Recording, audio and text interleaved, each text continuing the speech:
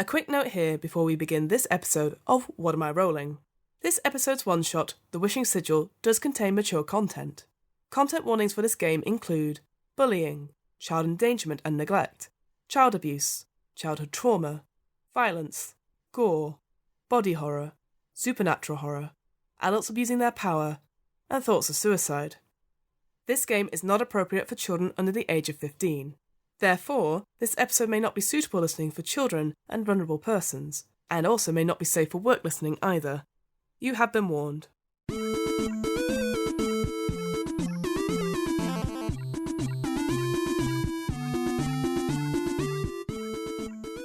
Hello, and welcome to What Am I Rolling? A twice-monthly RPG one-shot podcast, hosted by me, Fiona. This is part 2 of our Wishing Sigil one-shot, so make sure you've listened to the first part before continuing on with this episode.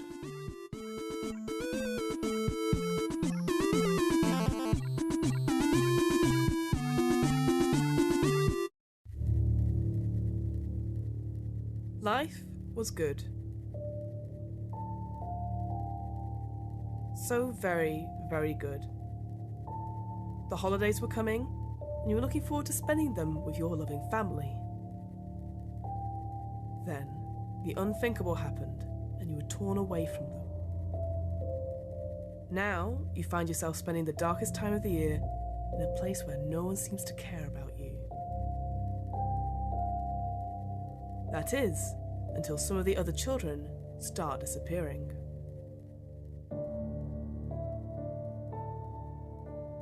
In The Wishing Sigil, the player writes daily journal entries about their time in a Victorian workhouse in the weeks leading up to Christmas.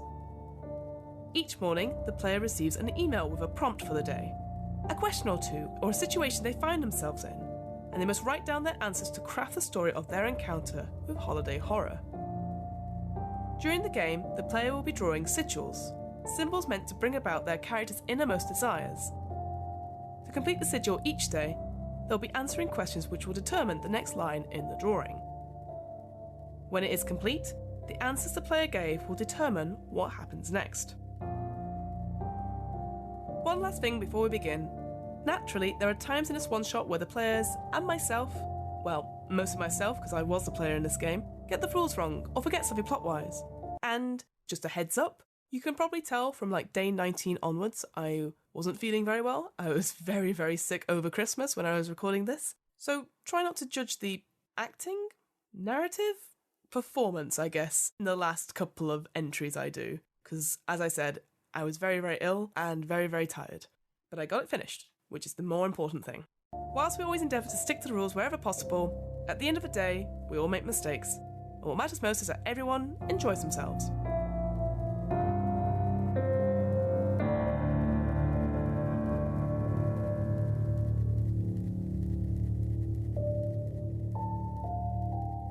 Day 13.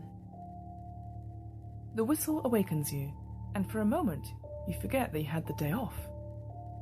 Then, the bully says, "You don't think they'll actually let us rest today, do you?" During breakfast, you see many well-dressed people milling about, talking kindly to the children. None of them talk to you, though. After breakfast ends, the woman who stood next to the foreman yesterday calls. "Now, children, we're going to the park today. It's a little bit cold out, but I think we'll have fun anyway, don't you?" Something about her voice makes you not trust her, but all the other children, your friend included, seem convinced. The day is, indeed, very nice. That night, after everyone goes to sleep, you don't need the voice to command you under the bed. You just go.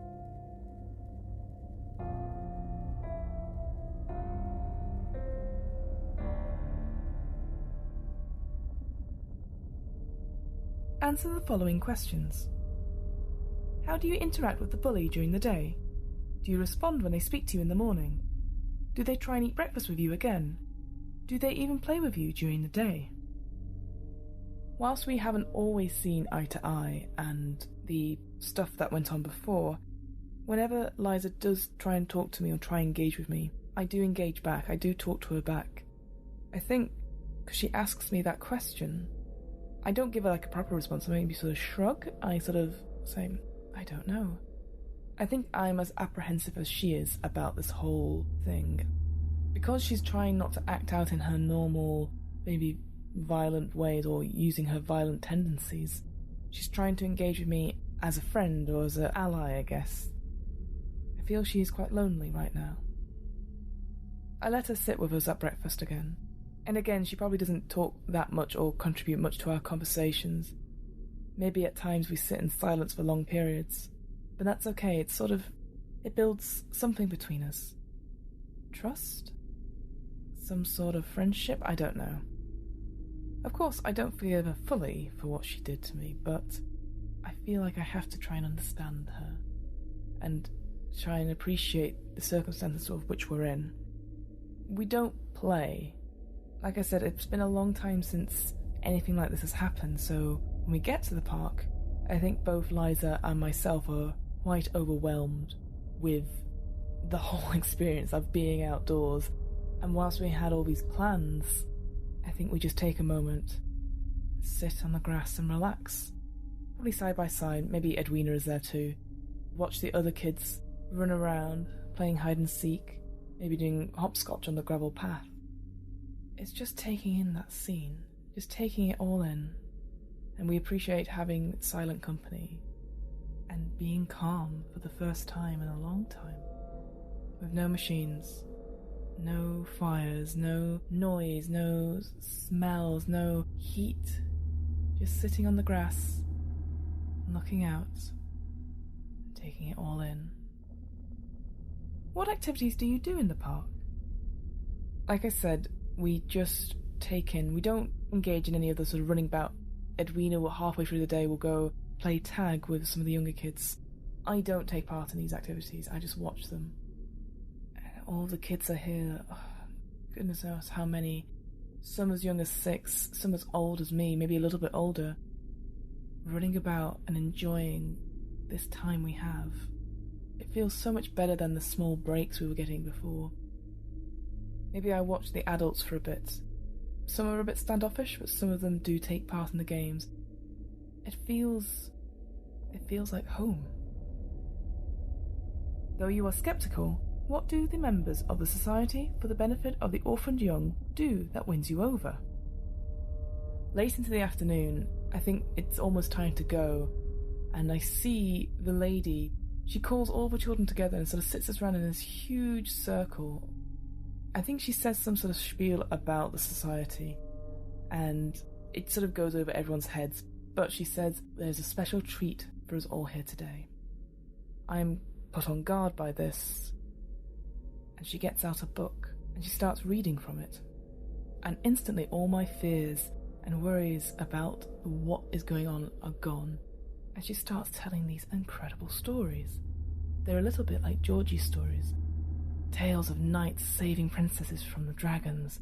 Tales of children outsmarting witches with gingerbread houses. Ugly ducklings turning into swans. A race between a tortoise and a hare. And so on and so on. And these beautiful stories she starts telling. I am enraptured by these stories, and I think all the other children are as well. What are you scared will happen if you don't go under the bed and draw? What are you scared will happen if you do? I don't know what will happen. Something terrible. For some reason, I feel that if I don't do as the voice asks me to, I'm putting more children in danger. Those children that went missing, the child that went into the tree, I think I've come to terms now. I think it is connected in some way.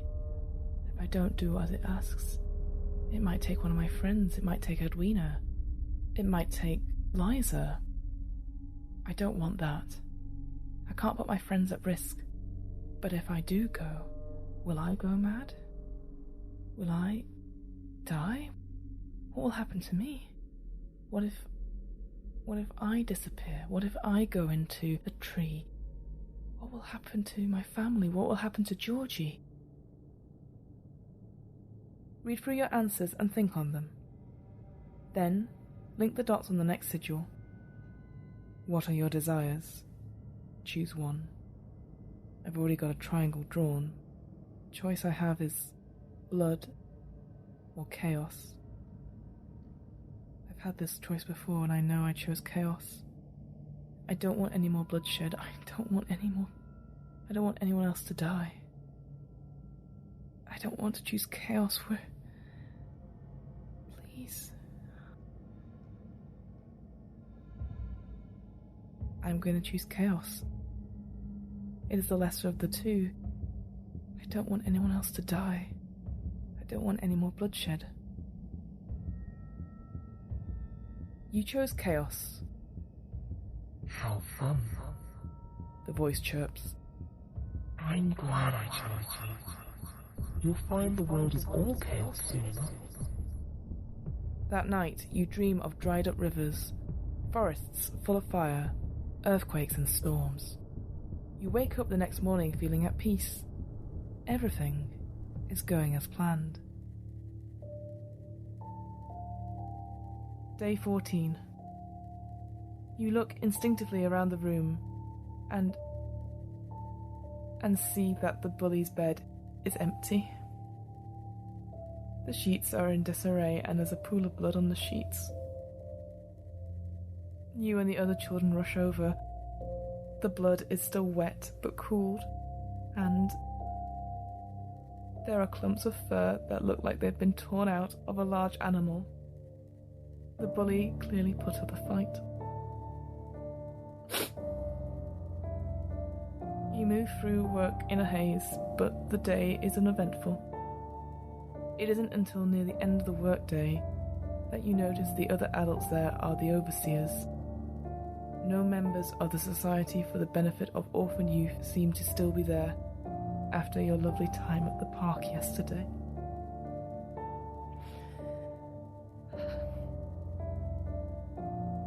You slide back under the bed that night and continue your drawings.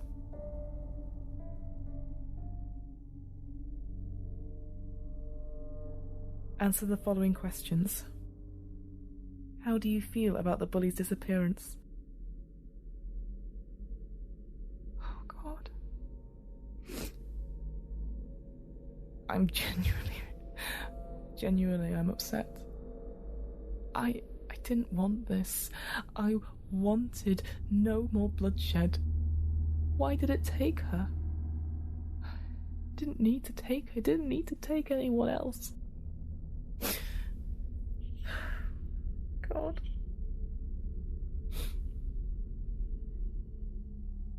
She was scared. She was scared. I did this. I took everything away from her. I took away those other children. I left her alone. I scared her. I threatened her with these sigils. I didn't mean it. And now it's taken her. This is all my fault. And this animal fur, I don't understand why it's doing this.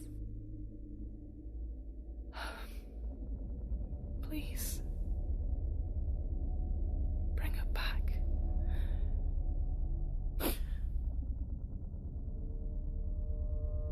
Do you think that the Society for the Benefit of the Orphan Youth will come back?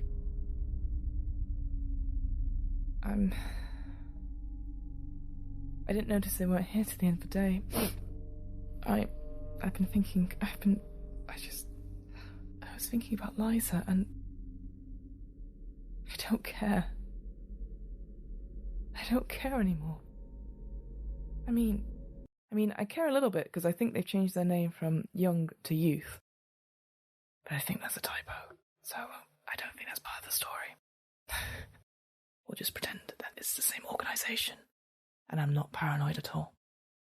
I don't know if they'll come back, and frankly at this point I don't care.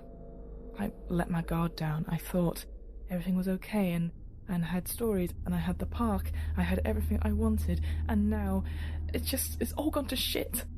And it's my fault. I don't care about this stupid society. What does your friend say that scares you? Edwina notices that I am upset about Liza's disappearance. And I think she tries to cheer me up. Like, she tries to keep my mind off it. She knows that talking about it doesn't help, but She tries everything, and then when I don't respond or I don't show any sort of engagement with what she's saying, I think there's a moment during the day when we're working together, she says, "I don't know why you bothered with her. She was mean and nasty to you." And then she leans in and whispers to me, "I bet she got what she deserved," and looks at me dead in the eye. And I freeze. I get up and I move away. I back away from her. And then the spell's broken. She sort of tries to come towards me and says, "I'm sorry, I didn't mean to." And I run away. I run out of the room, down the corridor, past the overseers, and just away from her. How could she say something like that? How could she say Liza deserved it? No one deserves it. Read through your answers and think on them. Then link the dots on the next sigil. Oh no. What are your desires? Choose all the answers and join the dots. Oh my god. We've got 5 words. We've got will you soon see them? I mean, you could read it in certain ways. You could read it like that. You could read it as will you soon see them? Or see them you will soon. I've got to join all the dots. You faint just as you finish the sigil. Day 15. You awaken in a cave. You hear the light trickle of water somewhere.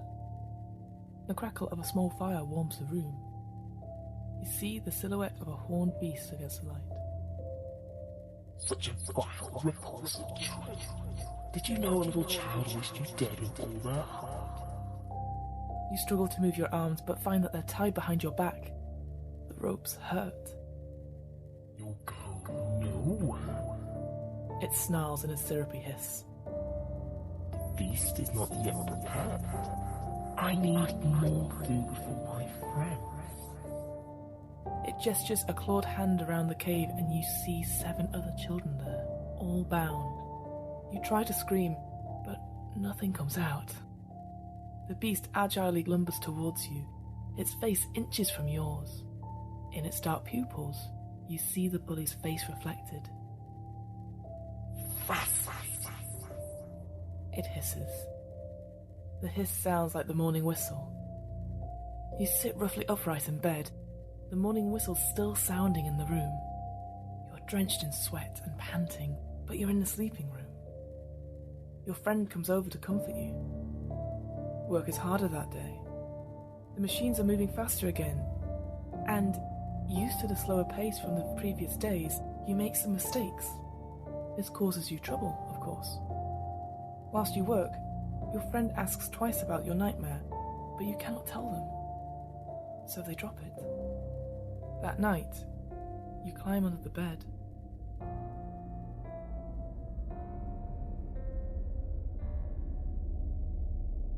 Answer the following questions. How does your friend comfort you? When I wake, I can't speak. I'm so overwrought with emotion and I'm panting, I'm crying, sweat is just sort of everything. And I think all Awena can do is ask me, am I okay? What is wrong?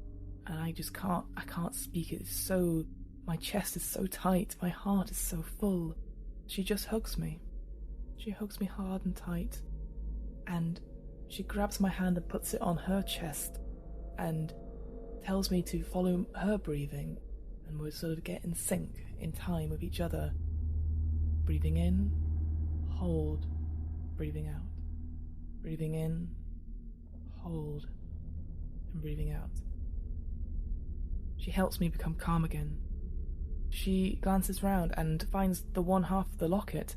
She presses it into my hand and then clasps her hand around that, and then repeats the breathing process again. In, 2, 3, hold, 2, 3, out, 2, 3. and having that cool bit of metal against the skin, having the presence of someone there holding me, I slowly start to calm down. Whilst the memory's still there, the pain in my chest, the pain around my wrists I thought I felt, has gone. How do the overseers show signs of their returning brutality when you make mistakes? There's another inspection of the goods that we were creating. We line up all at our stations with our pairs of gloves we've been sewing throughout the day. And the woman returns, the one that's all angles, her hair done up in a very tight bun. She glides from station to station, not saying anything. And then she gets to mine. And she stares at me. Without sort of turning, she starts looking at the gloves. And then she starts ripping them and taking them, unpicking the stitching piece by piece. Well, this is not good enough, is it? I don't know what to do. I hold my breath, hoping it will end soon. Once she's unpicked every single garment I've created, she sort of looks at me, asks me for my name. Ida, I say. Well, Ida, your work is substandard. You've been slacking off, I feel. Maybe you are not suited for the sewing room. Maybe we should transfer you to the factory floor. Teach you the value of good, hard work. Silence in the room. After seeing all those children's deaths and related injuries to those machines, I don't want it. I sort of shake my head and say, no, ma'am, I can, it was a mistake, I can, and she slaps me across the face. I was talking, she says. It's very rude to interrupt. I hold my face, a horrible burning mark across the cheek. I'm keeping my eye on you, Ida. Make sure your work is back up to standard. And then she continues on, not making any more comments. Nobody looks at me. Why won't you tell your friend about your nightmare? I want to tell Edwina. I really do. She seems so worried and scared for me, but I can't. After what she said yesterday about Liza, how she deserved everything she got, when I know it's not true. When I know, deep down, it's my fault. I can't tell her. She probably wouldn't believe me, but I know the truth.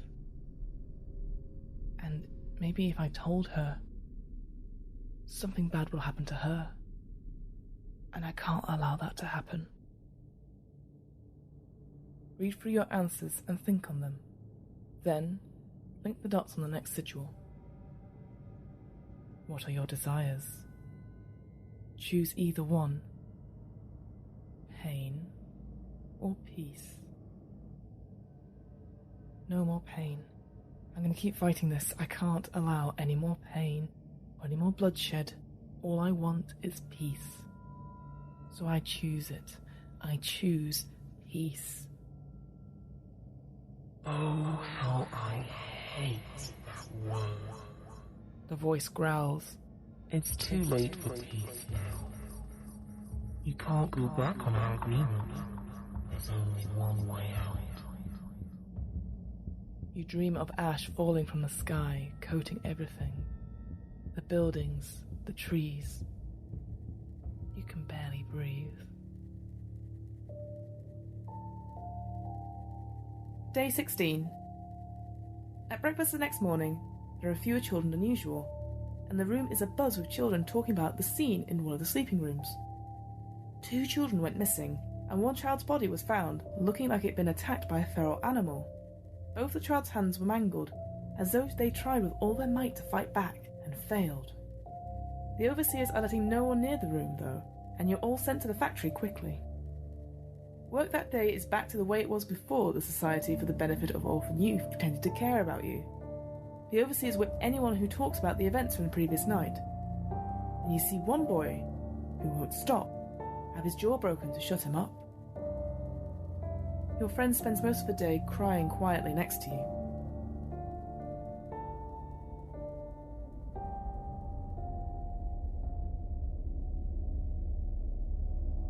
Answer the following questions. How does the overseer's cruelty affect you directly?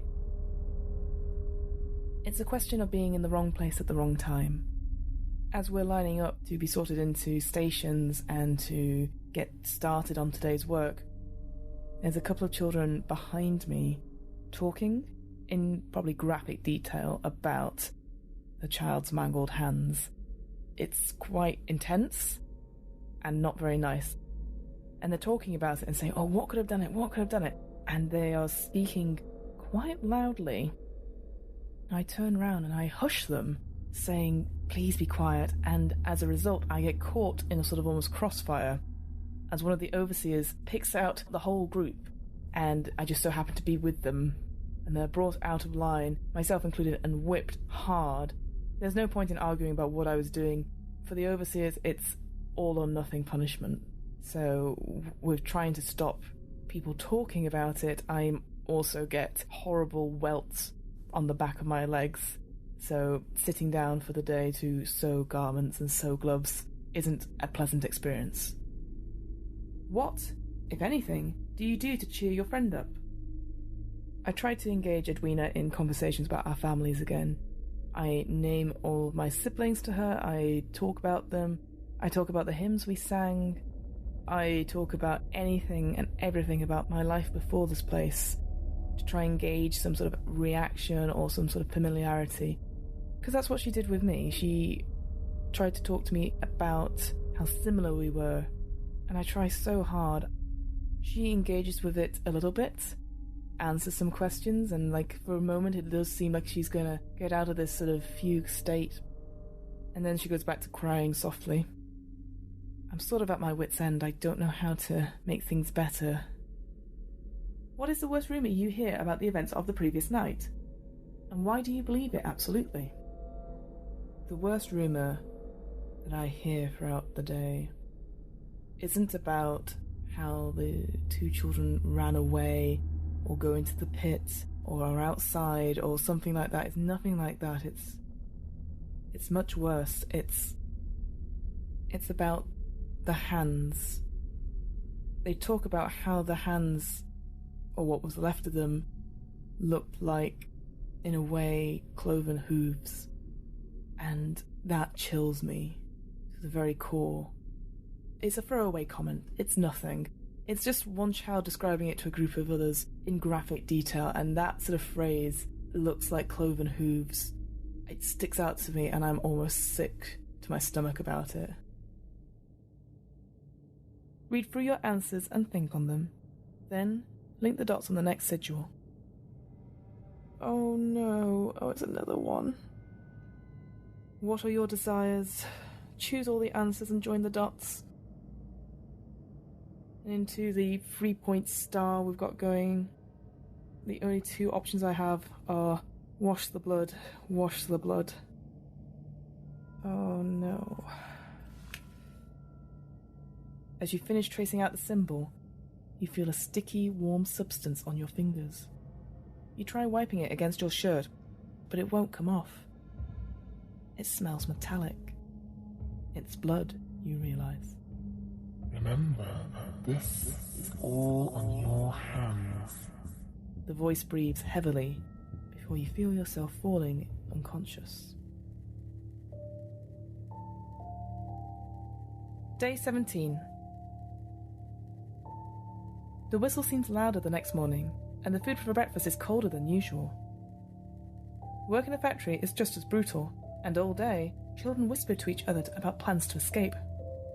They are careful to be sure that the overseers can't hear them. You know what the penalty for that would be. When you ask your friend if they want to try to escape with you, they shut you up immediately. Don't even talk about that, they whisper harshly. They'll beat us just for saying it. You know what you'll be wishing for tonight. Anything will be better than being stuck here, you think. Then you shudder.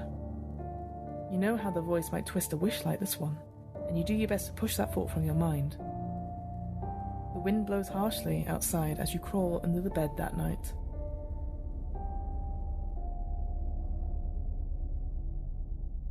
Answer the following questions. Who are you more afraid for? Your friend, Or yourself? Why? I'm scared for Edwina. She's like me right now, so fragile and so on an edge and could drop either side of it. Like yesterday she was crying so much, and today she seems almost resolved to get on with things. She knows how bad it's here, she knows the cruelty. And she must know that children are missing. She must be frightened as well, but maybe she doesn't know what to do. I want her to get out with me. I want her to come with me, but I'm worried that something bad will happen to her.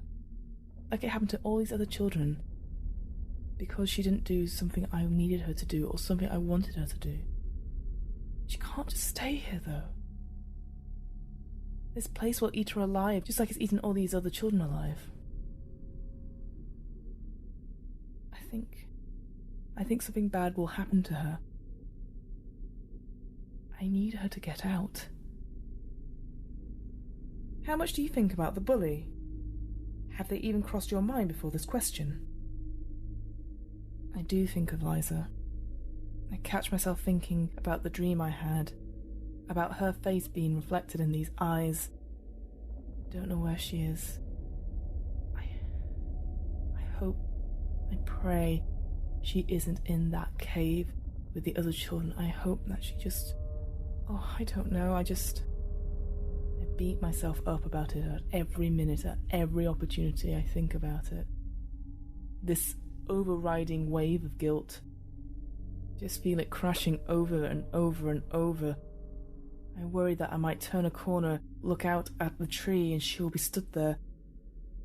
I'm worried that I will hear noises from the spinning Jenny room, and I just...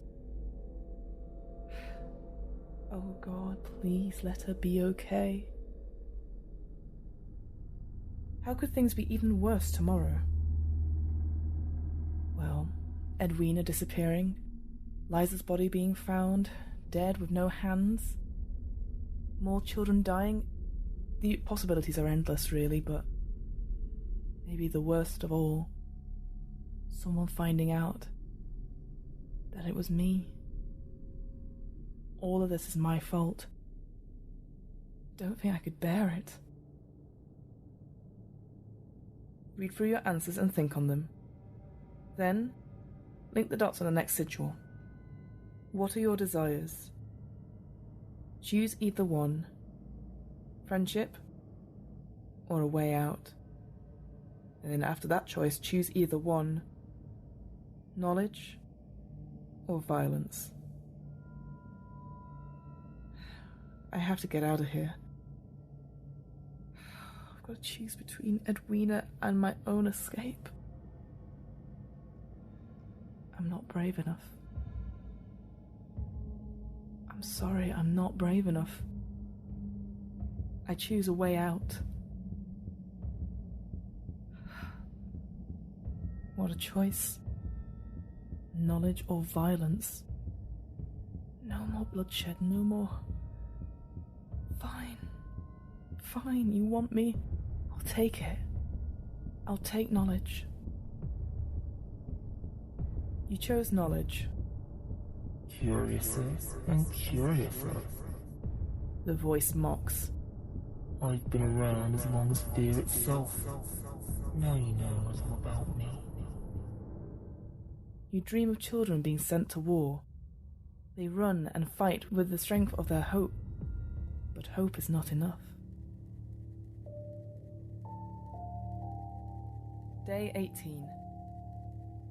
In the middle of the night, you hear the sound of screaming. First adults, then children, in the corridors outside your room. You tiptoe to the door to see what is happening, and you see 4 adults beating 2 children from a room near yours. Trying to escape, huh? One of the men growls as he brings a heavy boot into one of their ribs. You hear a crack. The men have their backs to you, but you know what they would do if they turned around and saw you. You sneak back into your bed. You glance at your friend. They are staring, wide-eyed, back at you. They mouth the words, "Get back into bed," slowly. You barely sleep that night. On the walk to breakfast, You see a few spots of blood on the floor. You step around them carefully. Work that day is work. A few times that day, you see your friend glancing out of the corner of their eye. When you look towards them, they quickly look away. You spend most of the day fantasizing about your escape with them. You know you'll never follow through on it. Answer the following questions. Why do you think your friend keeps looking at you? I think she knows. She must do. Or at least knows something. She knows I'm connected to Liza's disappearance. She knows that those other kids were laughing at me and bullying me. She probably saw them beat me up before. And now all of them are gone. She's watching me. She's seeing what I'm about to do next. She must hate me. A murderer. An accomplice. Killing innocents. What am I going to do? I need her to be on my side. I need her to believe me. I didn't want any part of this. Describe your escape fantasy. Even though it represents the best case scenario, who has to get hurt for you to get away cleanly? How badly? So, I think the plan would be to get out to the allotment. The wall there, it's not as high as the one around the whole factory itself. It's a little bit lower. It looks out onto some terraced houses and their gardens. It'll be a struggle for one person, but for two people, helping each other up, it would be perfect. It's the easiest way out from what I saw. In my head, I imagined that late at night, me and Edwina slowly make our way out of our sleeping room, avoiding the patrolling overseers, slink down the main hallway out of the back entrance of the kitchen, across the yard into the allotment patch, skirting around the pit, not looking in it at all. And then we get there. I ask her to give me a boost up. I've tried to work it out, like I am taller than her, so I can at least reach the top and then lean down to offer an arm to help her up. But every time, every way I think about it, the still same thing happens. I think about the silhouette. I think about the singing. Whether she slips from my grasp and falls and hits her head onto the paved floor, or the overseers catch her just as I'm about to pull her up. It's her. Edwina gets hurt. All these horrible thoughts keep crashing in. The blame for Liza's death manifests itself over and over, and I can't help myself. I feel like there's no way out for both of us, but I need her help to get out. Sometimes when I think about it, it's bad, like a twisted ankle or maybe a hit on the head, but sometimes I see the overseers catching her, dragging her and throwing her into the pit. Broken body lying there. These intrusive thoughts, I shake them off. I'm desperate to get out. I can't risk her. I can't risk losing her. But I need her. Read through your answers and think on them. Then, link the dots on the next sigil. What are your desires? Choose either one. Some quiet, or no bloodshed. I know, yeah, that's not a hard choice right now.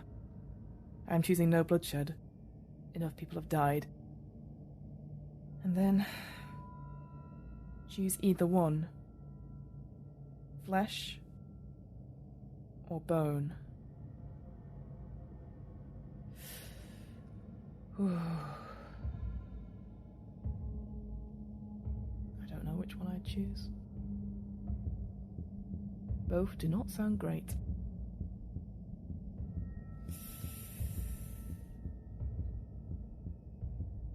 I am going to choose... Oh gosh, I'm gonna choose... Oh, I'm gonna regret the decision. I'm gonna choose Bone. Neither of them are great. Oh, Bone it is. You chose Bone. Respond to the following prompt. Your dreams take over. You're replaying one of your memories, running around the streets of London as a younger child. What's something that you remember about your old friends? I remember their laughter. I remember having a good time. This is probably playing one of our famous hide-and-seek games, and I'm really bad at keeping quiet or keeping still, and I can hear the giggling and laughter of my friends who can easily spot me and easily see me. It's a simpler time, and a much happier one. You find yourself running towards part of an alleyway you've never seen before, still at the age you were before. Everything grows dark around you fast. You turn around and notice a body on the floor. You try and wake them up, but they are dead. You freeze when you hear the sound of bones crunching. You shrink back, watching the body stand up all on its own head turned all the way around, its arms and legs at impossible angles. It smiles with lips stretched so far back you can see the insides behind its mouth. It feasts on you. You are now part of the nightmare. Day 19. The next morning, one of the children who was beaten 2 nights ago limps into breakfast. She's too late to get any food for herself, but her little brother runs to her crying. You see that he shares some of his food with her. After breakfast, before your work begins, you are held at the entrance to the factory. The foreman gives a short, clear speech about what will happen to anyone who tries to escape. They, and anyone in their room, will be beaten. If anyone hears of plans to escape, they are to report them immediately or face similar punishment. As part of the additional restrictions, the doors to your rooms are locked at night. This means that no one has access to the bathrooms after 8 p.m. It doesn't matter for you or your friend. At this point, that's the most people you feel like you can look out for. Answer the following questions.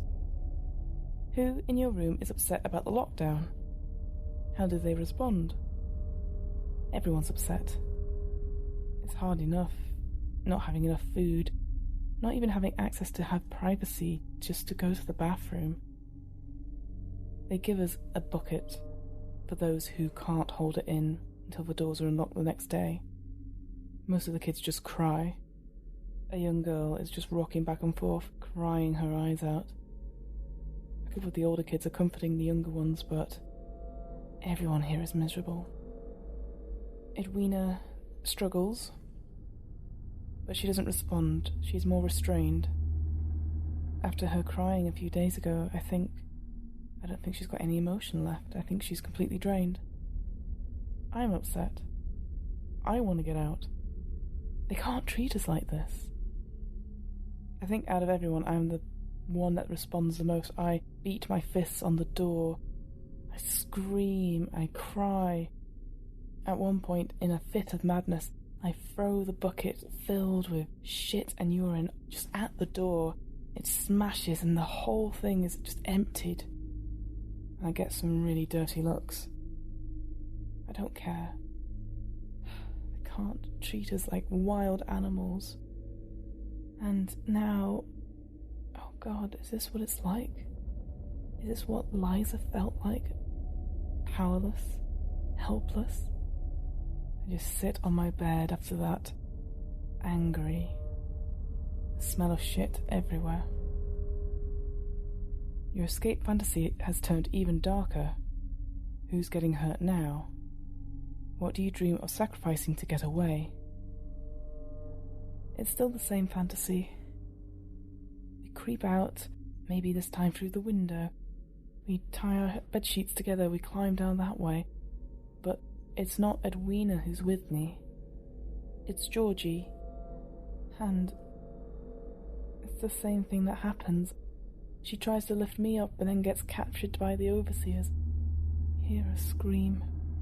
She's being pulled apart by these overseers, each one grabbing one of her limbs and pulling and pulling and pulling.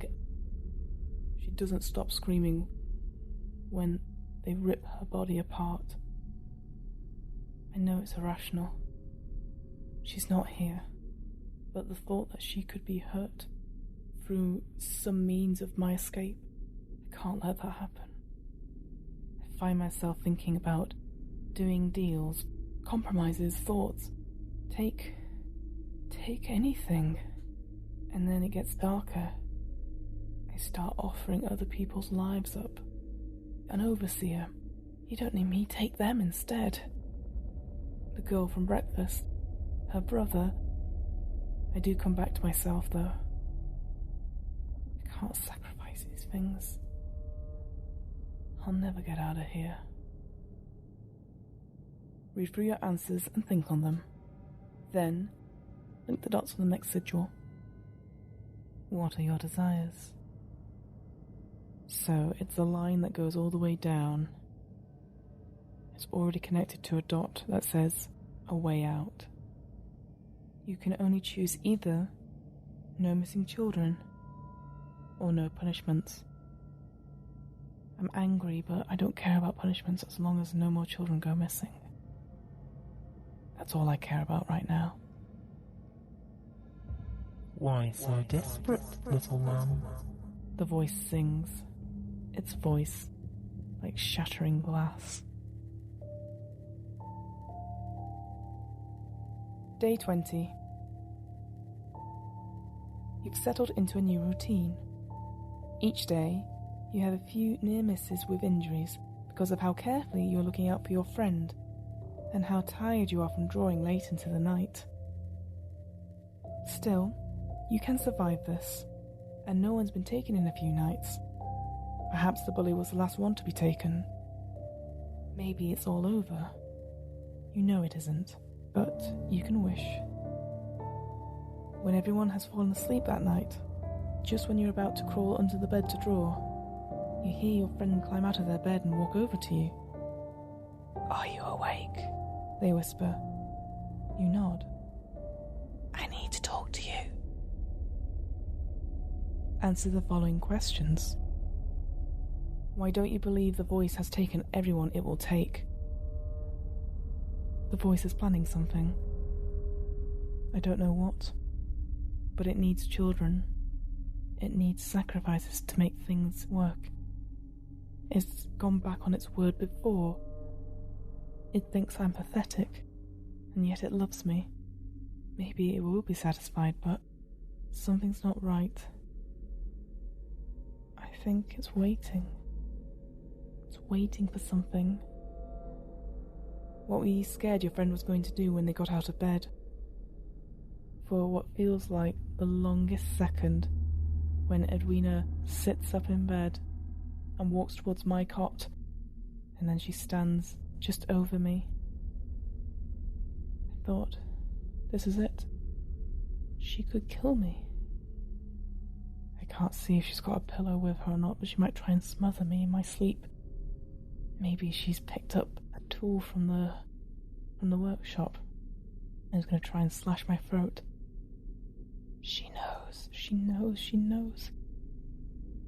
And then she whispers to me. She asks if I'm awake. I almost breathe a sigh of relief. My paranoia breaks. No, she doesn't want to kill me. What does your friend reveal to you? Edwina sits on the corner of my bed, and she apologizes. She says that it's been a really hard couple of days for her. This week would have marked her sibling Georgie's 5th birthday. She can't stop thinking about him. She had for months planned on getting him the biggest present, saving up all pocket money to buy him a nice wooden toy, like a little duck that he could pull around all these weird accidents, and then me behaving oddly as well. It became too much for her. She holds my hand and says, "Let's try and escape from here. I'll come up with something. I'm sure you've been thinking of plans too. Let's get out of here. Together." I almost cry. She doesn't hate me. She doesn't know. We can get out of here. After speaking with your friend, you almost forget to go under the bed. You quickly slide under the bed and start drawing. Read through your answers and think on them. Then, link the dots on the next sigil. Well, what are your desires? You can only choose one, and the sigil's already complete. It's just a straight line, down to the option of nothing, and there's nothing else. I can't even choose. What are my desires? Nothing. You feel a warm breeze blow around you. You want nothing? The voice asks. Then you'll get nothing. You drift into a peaceful slumber. Day 21. You wake up in the morning, still thinking about what your friend told you last night. As the whistle sounds, you stretch, roll to look at them, and feel as though you have been kicked in the ribs. The bed they sleep in is empty. Sheets are in tatters, and you can see the blood from here. Your chest tightens, and you feel your heart catching in your throat. You rush to their bed, sobbing. Their blood is still warm, and there's so much of it. You don't know how long you sob for, but you're pretty sure you've missed breakfast. As you kneel, clutching the torn sheets, you hear the sound of a throat being roughly cleared from the door. You look up. One overseer is standing at the door, holding a baton. As you look at them, they see the blood on the sheets, and colour drains from their face.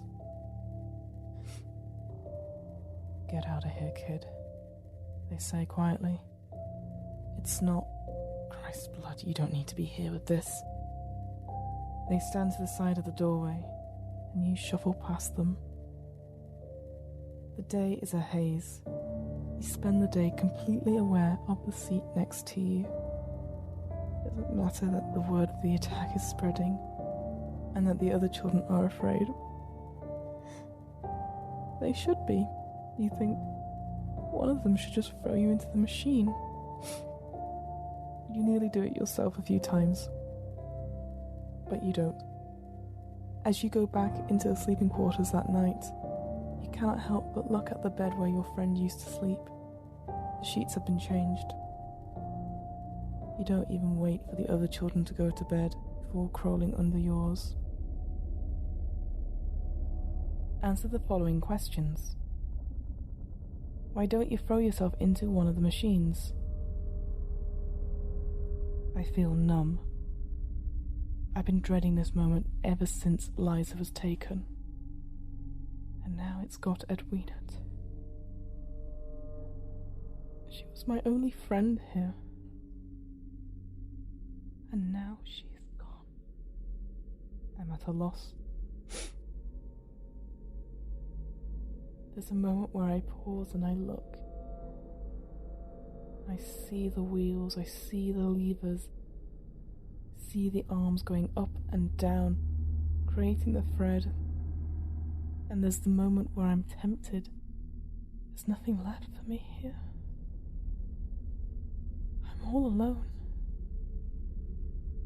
No one would care if I just stepped into the machine. And the thing that stops me, one thing, I think of Georgie.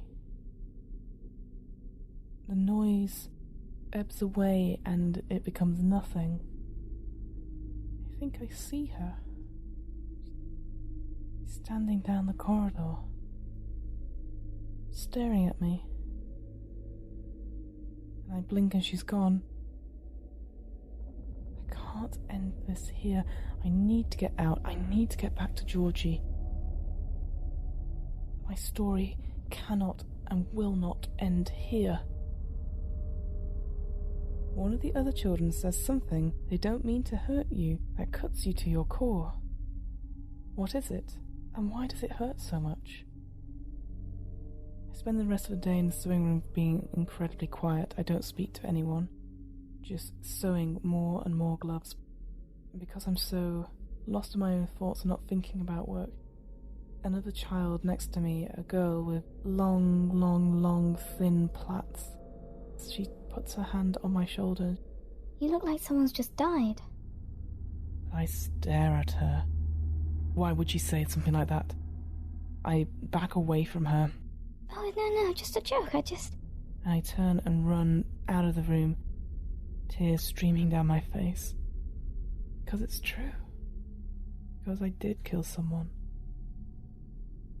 It's a small thing, but what tiny sign gives you a shred of hope that your friend is still alive? I run to the washroom and I wash my face in a cold bucket of water, but at least it hides the tears. As I make my way back to the sewing room, I see that they're clearing out the workstation next to mine, the one that Edwina was at. Glancing at the desk as they move it away, there's a small carving in the desk, a little duck on wheels. It gives me hope. Maybe she's still there. Read through your answers and think on them. Then, link the dots on the next sigil. What are your desires? Choose up to 2 and join the dots. And from the 3 options I have, to see your friend, to sleep, or to be with your friend. Well, that's a no-brainer. I'm going to do it again in the upside down Y. I want to see Edwina, and I want to be with her. I want to make sure she's okay. As you finish the last line, your arm falls by your side and your eyes close, luring you into sleep. You feel a cold air wrap around you, causing you to shiver. You're sitting on wet stone ground. You feel your arms tied behind your back. You notice several other children, familiar faces, all unable to move as well. Welcome to the feast. The voice echoes in the cave. The source of the voice steps out of the light and moves towards you. You hear its hooved feet clop against the stone. You open your mouth, and only air comes out. You see the terrified look of your friend in the reflection of the beast's eyes. Your friend is still alive. Day 22. You climb out of the bed mechanically in the morning, the dream from the night before haunting you. In a way, the hope is worse than thinking that your friend is dead, but it's all that you have. You eat your breakfast without tasting it. You do your work without thinking about it. A new child is placed next to you, and a few times during the day, you think, for a moment, it's your friend. Each time this happens, you barely stop yourself from crying. A few times during the day, one of the overseers barks at you about your productivity. One of them even strikes you with a baton in the back of the head when you don't respond fast enough. You barely feel it. You return to the space under the bed that night.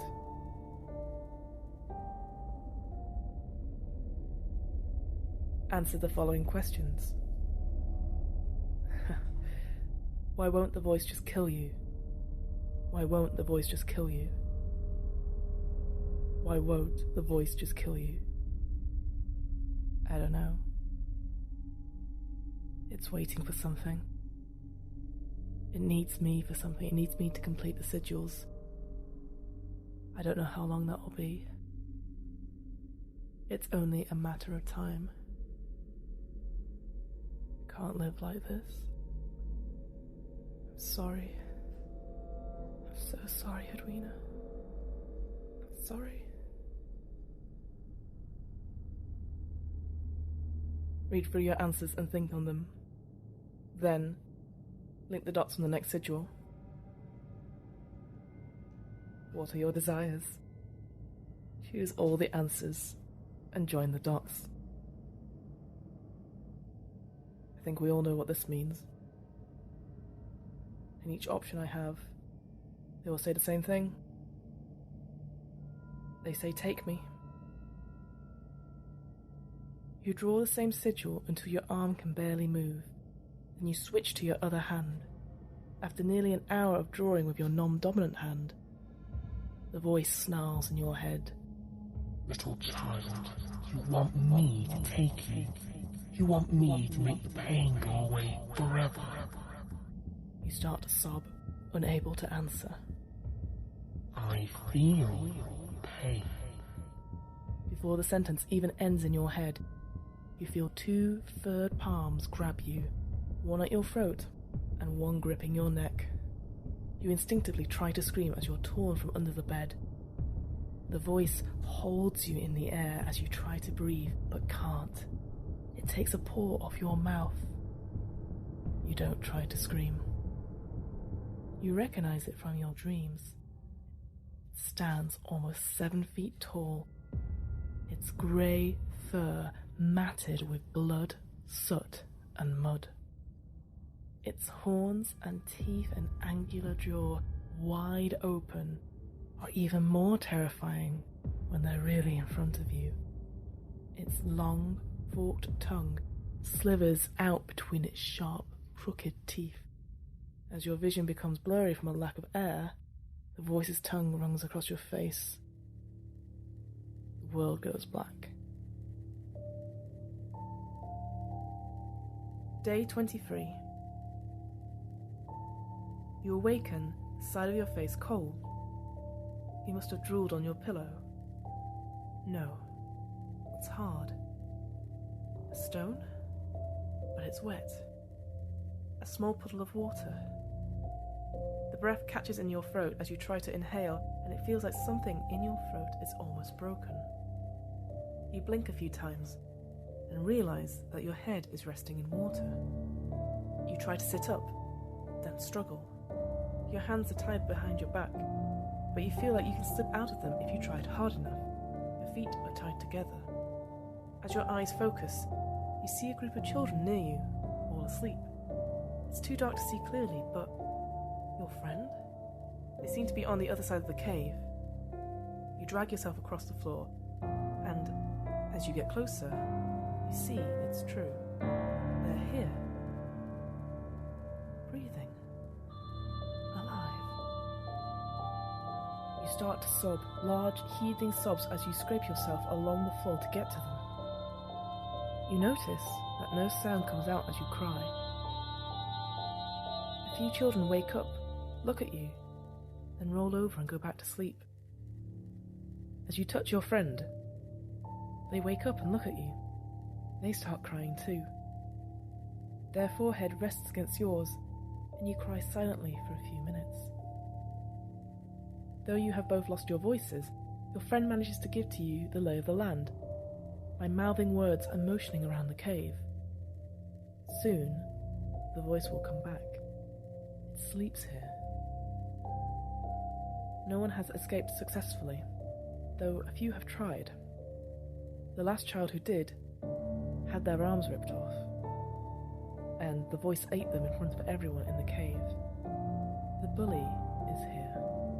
Henry is here. All of the children that have been taken are here. You notice sigils painted on some corners of the walls. They look familiar. After you've been there for a few hours, the voice enters. Children, It says aloud. the time is soon. My family will be here soon. We will make a fine feast. Sleep well, eat well. It throws a roasted pig on the floor and a few loaves of bread. The children move towards them. No one shoves. There is plenty of food for all. The voice smiles and walks back to the entrance of this room. It curls out of the door and snarls. Eat well. You manage to slip out of your knots and help your friends. The first thing you do when you're untied is hug your friend.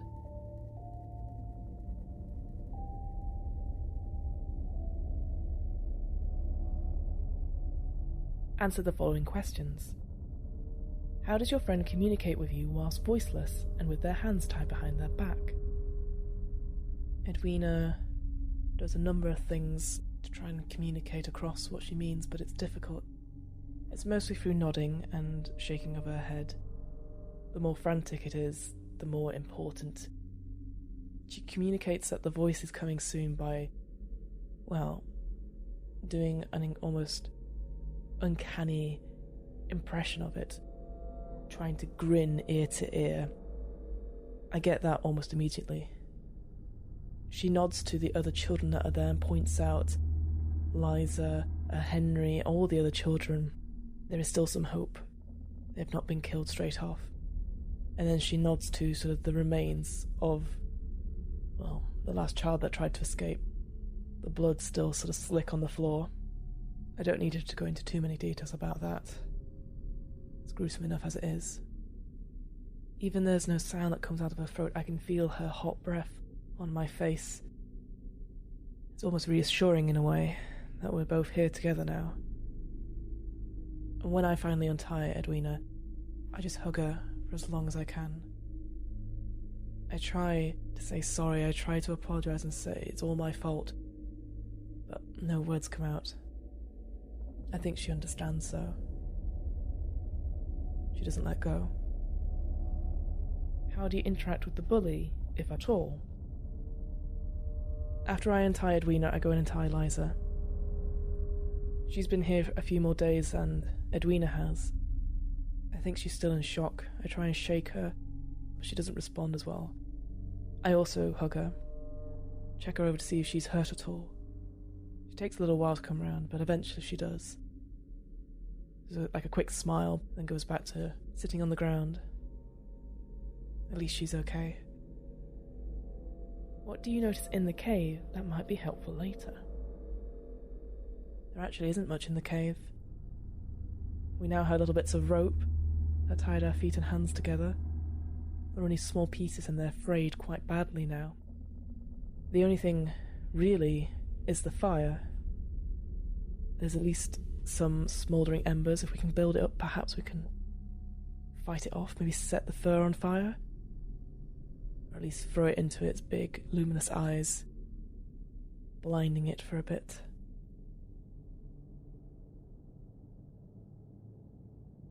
You do not draw sigils when you feel as though it should be time for it. Breaking that habit feels strange and wrong. Instead, you investigate the cave and realize that the sigils are all the same ones that you've been drawing before. You realize that those must have been how the voice came through to the sleeping quarters. Before going to sleep that night, you and the other kids slip back into your ropes to avoid detection. Day 24. You sleep most of the day, but at night, the voice moves around the cave, checking things, arranging wood near the centre of the cave to create a fire pit, though it doesn't light it. The cave is very cold. After arranging it, it slinks out of the cave. A few minutes after it leaves, the bully stands, stretching their arms and rubbing their wrists. They quickly start untying the child next to them. You nod at the bully. Having a bit more time today, you're able to explore. Looking around the room, one of the children finds a bag and opens it. A rush of wind flies out and melts into every child. "Hey," your friend says. You can all finally speak. The bully explains to you that everyone will need to be quiet and tie themselves up again before the monster gets back. Some of them call it a Krampus, but you can only think of it as the voice. You explain to the other children the sigils, and that maybe, just maybe, they can bring you back to the workhouse. The hours pass. You and the other children hatch a plan to escape whilst the voice is asleep. Then, one by one, tie each other back up, leaving the ropes loose enough to slip off when you put the plan to escape in place. A few hours later, the voice comes back. It pulls 2 children out of a large burlap sack it has across its back and throws them roughly to the ground. Answer the following questions. What do you tell your friend as soon as you can? I tell Liza that I'm sorry. As soon as I can, I just sort of turn to her, my eyes wide, and I'm about to say, and she sort of shushes me, saying that she knows. She knew that something was wrong, but she didn't know what. And she tried to think about it, and she thought that night, when she came to my cot and we talked about escaping, she thought it would be over. She thought it was fine. She says she doesn't blame me for what happened. She says that all that matters now is we need to get out of here. I can't tell if she does forgive me or not. I certainly wouldn't. I think just before we tie ourselves back up, waiting for the voice to return, I turn to her and I say, we can get out of here. We'll both be able to see our Georgies again. How do you interact with the bully, if at all? I think after the initial untying and hugging of Liza, and she starts to come back to her senses, we keep ourselves to ourselves a little bit. Any sort of relationship we had, we were trying to become friends, is sort of gone a little bit. I can't tell if Liza forgives me or not. She tries to give out instructions and comes up with suggestions, but she also listens, helps instruct the other kids of what to do. She's quieter, for sure. Whilst we were never friends, I promised myself that I have to get her out here to make it up to her. I think we just try our best to get on with things, really. What is the plan to escape? How confident are you in the plan? Well, once we work out which sigil will take us back to the workhouse, I'm going to start teaching a couple of the kids how to make it. Maybe we could have several people trying to go use the same sigil. If that doesn't work, I'll get one person, maybe Liza, to do it. But that means there needs to be a distraction. And possibly someone left behind. I say this aloud. And there's silence. And I say, well, naturally it should be me. And there is almost a clamouring. I silence them all, saying, it is my fault, I will do this. I will be the distraction. I explain about my theory about the fire pit and using the things. I can dart around quickly, I can put the fire pit in between me and this creature. But we need to make sure that everyone gets out as soon as possible. So whether that's making many sigils or using a couple of people to make one big sigil and just go through it. Maybe Edwina also volunteers to be a distraction. And I say only as a last resort. This is on me. I need to finish this. Not confident at all. It's not me trying to die as a martyr, it's me trying to put things right. If this is our only shot, then that's it. I know the voice can see right through me at times, so it all sort of relies on me to make sure this works. I have to make sure this works, regardless of how confident I feel about it.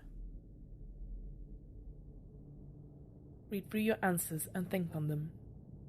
Then, choose the sigil that you think will be able to take you home, and practice linking the dots. So I have a choice between 3. The question is, how do I get home? Then choose which sigil will take you home. Each one of the sigils says, link all the dots that you think will make the best sigil. The first one is just a line down, and then on either side it says hope and friendship. And the second one is just another line down, and then at the bottom there's 2 more choices that say love and family. And then the third one, there's another line straight down, but at the top it says blood, and at the bottom says chaos. Well, I don't want to pick 3. Thinking about it, 3 always invited the creature in. Oh, but maybe that would be good. Maybe that's the way we get back. I think I just want to avoid blood and chaos, essentially. So then it's between the hope and friendship sigil or the love and family sigil. I guess the question is, how do I get home? I wonder if I means what I want, so I guess I would want the love and family one. But if we need to get home, if everyone needs to get home, then maybe the hope and friendship.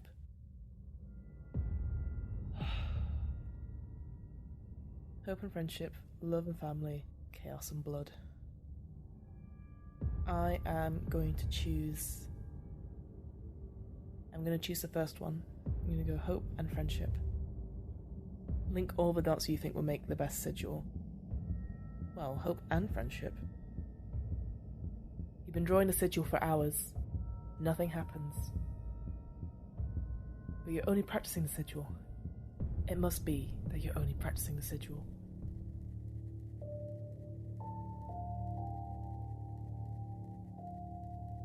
Day 25. This is the day.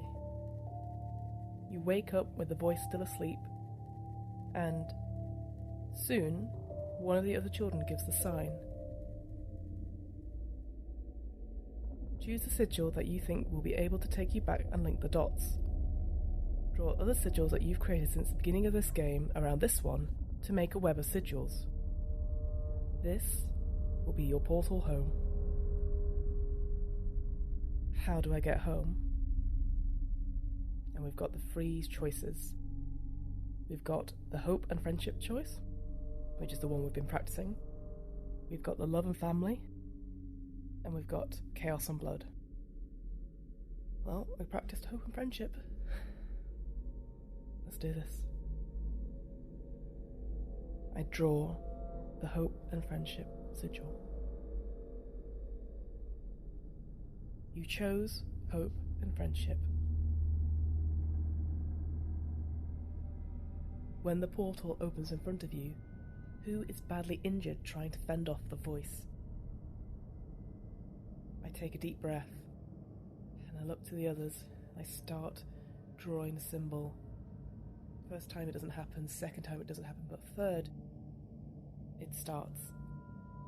The sigils begin to glow, and suddenly there is almost like a shimmer in the air. And we're looking almost through a window.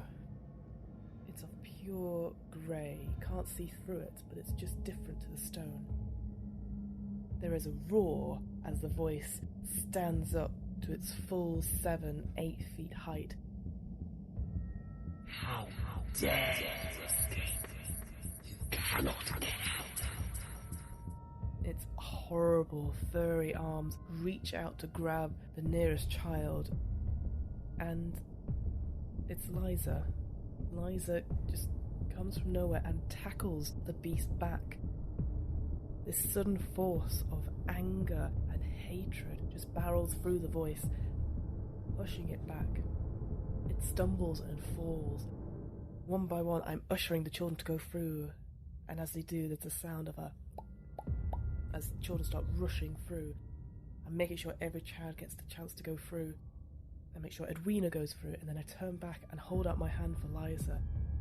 She reaches for my hand, and then I see this horrible claw reach out and try to grab her shoulder.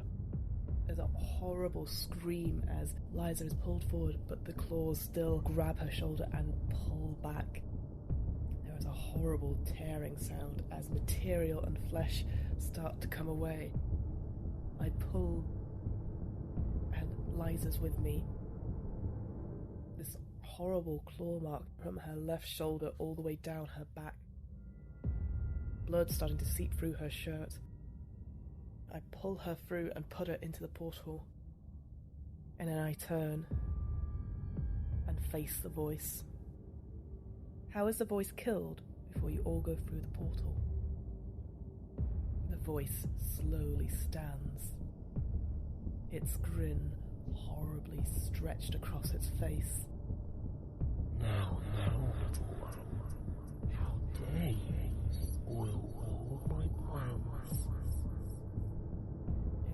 out for me, but I duck underneath its arm, leaving myself between it and the fire pit. I grab up a piece of flint. You can't escape this, little one. It says, we're in this together. You made all this happen. I'm desperately trying to hit the stone against stone to create sparks in order to light some sort of fire, some sort of anything. Then it stops. Its grin even wider now. No matter. I forgive you. I didn't want any of this to happen. Let's start again. Just you and me. We don't need anyone else here. I slowly edge down as it's talking to me and pick up a handful of grit and soot. I didn't mean to hurt you. I promise I won't hurt you again. I slowly start taking a step forward. That's it.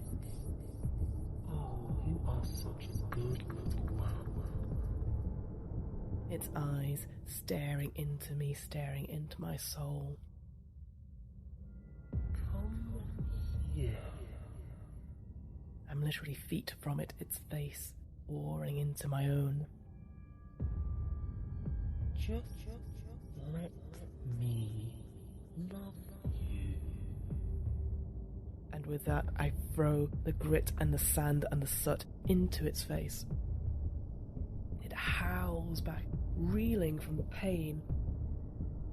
I turn and start desperately trying to spark off the fire into life. 1, 2, and 3, the fire starts to light. With all the fuel that the voice has been putting together, it ignites instantly. I grab a stick and I just turn and throw it right into the blinded face of the voice. The scream is so much. I don't think I've ever heard anything like it. I start to run, get to the portal and turn back, and I see the whole figure has caught a flame. Its fur, its arms, its legs, its face, a blaze of fire and fury. The only thing I can make out is the eyes. These two large, luminous eyes staring at me. And then I turn and go through the portal. And as I do, there's a final shh as the portal closes.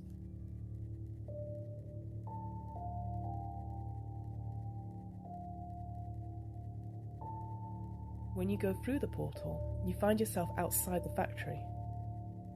Describe how the factory is destroyed as you all stand outside safely, watching. The cold air hits me as I hit the cobbles outside the factory. Fresh air fills my lungs as I pant. And I turn back to where I think the voice will follow. Just to see smoke and ash as the factory itself starts to burn. There's whole groups of people here, children, adults, overseers from the factory, all looking and staring. In the distance I can hear bells. I feel someone grab my hand, and I look. It's Edwina. Her face brimming with tears, smiling, holding me. I see Liza a little ways off, holding her shoulder, looking to me, then looking to the fire. I look back, and in the smoke, I can just barely make out two eyes staring down at the group below. But then the smoke shifts and the image fades away.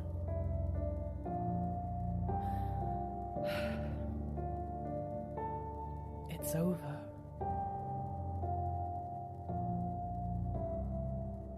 You're back in London, no longer constrained to the factory or the Krampus. You're finally free. You feel the cold frost hit your face. It's over now. Describe what your life is like in the week following the events of December. After the fire, no one knows what to do with all these children. There is chaos, essentially. There is a lot in the newspapers, blaming the machines, blaming the overseers, and then the public outcry of what to do with all these children. The society steps in. The woman leading it insists that no child will be without food and bed for Christmas and the New Year. They rally round the orphanages, they rally round the richer folk of society to take in a couple of children here or there. It's not ideal, for sure, but it's the least they could do after seeing the terrible conditions of the factory. Myself and Edwina get put together with a couple of other children. I don't see where Liza and Henry go. We're actually given board in an old church just down the road from the factory. The vicar and his wife take great pains to look after us, make sure we are watered and fed. It's a damn sight better than working against the noise of the machines and against the fire in the sewing room. What do you do on New Year's Eve? We have the midnight service, a carol service. The one for midnight mass on Christmas Eve got delayed thanks to the fire, so the vicar reorganised it for New Year's Eve. We gather round the small chapel and start singing hymns. We're given a few moments of reflection just as the clock strikes midnight. We hear the bells chiming in time. What gives you hope that the next year might be better? As we make our way out of the church, I look up to the stars. It's such a clear and beautiful night, and I breathe in a huge, deep breath and hold it, close my eyes. I have overcome so much in such a short space of time. And yes, right now, I have not very much, but with what I have, I am ready for the new year. I can overcome any challenge that is thrown at me, because I have hope, and I have friendship.